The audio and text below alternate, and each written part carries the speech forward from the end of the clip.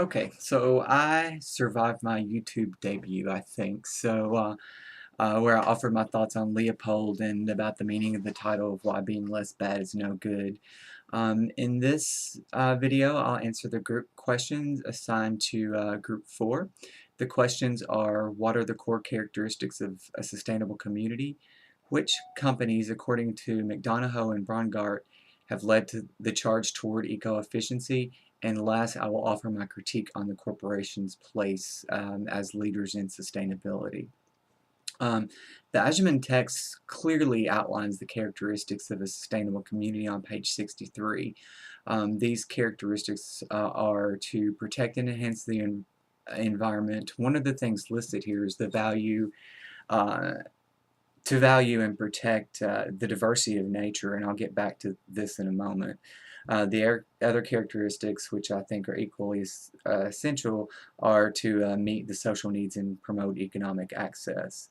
I think one of the most important characteristics mentioned in this text is actually a quote within the piece.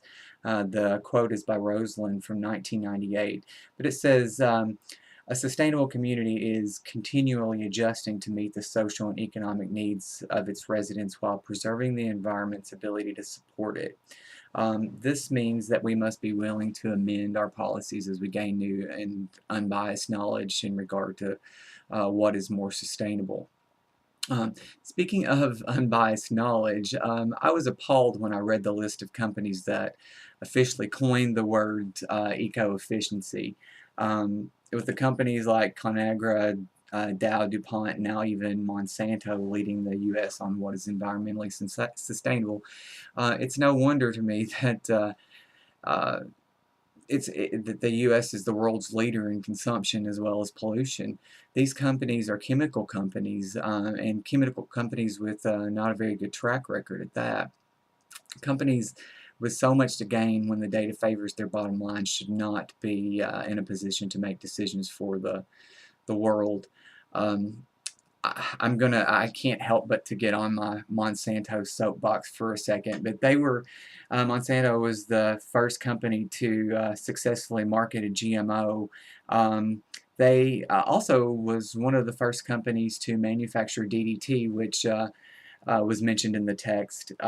But in my opinion, Monsanto is pretty much solely responsible for the lack of biodiversity in America's farmlands. One of the core concepts that I just talked about was protecting the diversity of nature. Um, and, in order to have a truly sustainable community, you really have to have biodiversity.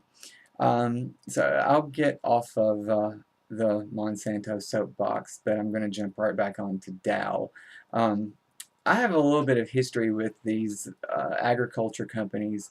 A division of Dow, now called Dow AgriScience. It used to be called Dow Agrochemicals, but they changed the name because I guess it was more PC. Anyway, I've worked in the agriculture industry for a while, and a few years ago, one of Dow's products was pulled from the market. It was actually banned for household use.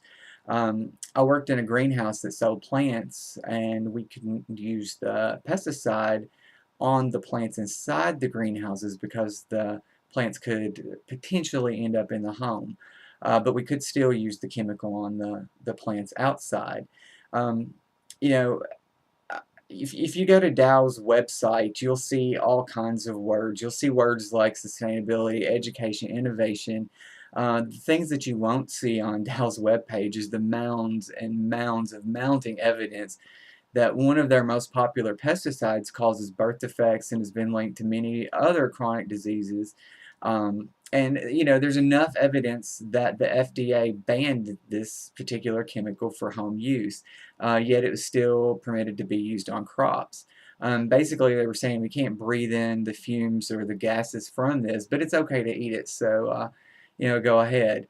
I don't even know that this was ever made public. The only way that I was aware of it was the fact that our trusty Dow salesman came by one day and took us all to lunch and said, "Oh, by the way, you can't use this chemical anymore. We're not going to take it from you, but you know, you can still use it on the field. It's fine. Just don't use it on the plants in the greenhouse.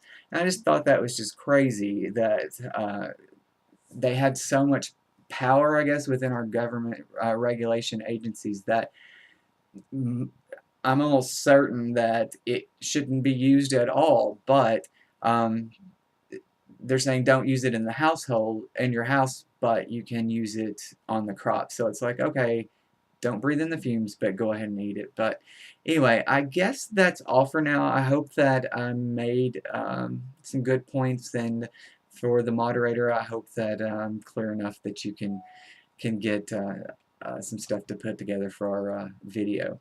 Thanks a lot, and I guess I'll do this again next week. You guys have a good weekend.